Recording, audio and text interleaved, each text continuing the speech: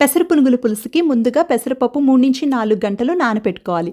నానిన తర్వాత చక్కగా కడిగి పెట్టుకోవాలి. మిక్సీ జార్‌లోని అల్లం, పచ్చిమిరపకాయ, అలాగే కొంచెం సాల్ట్, పెసరపప్పు కూడా వేసుకొని చక్కగా రుబ్బి పెట్టుకోవాలి. ఇప్పుడు అప్పం ప్యాన్‌లో కొంచెం ఆయిల్ వేసుకొని పునుగుల్లాగా వేసుకోవాలి. మనం కావాలంటే డీప్ ఫ్రై కూడా చేసుకోవచ్చు.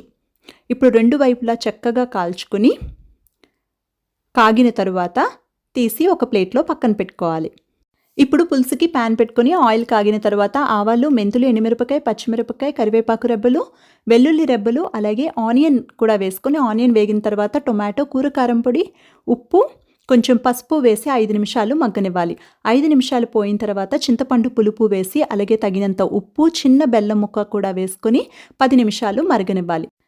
10 నిమిషాలు పోయిన తర్వాత పునుగులు కూడా వేసుకొని 5 నిమిషాలు మరిగిస్తే టేస్టీ అయిన పులుసు రెడీ. రిలేటెడ్ వీడియోలో పెసరపప్పు పప్పుచారు కూడా ఉంది. ఒకసారి చెక్ చేయండి.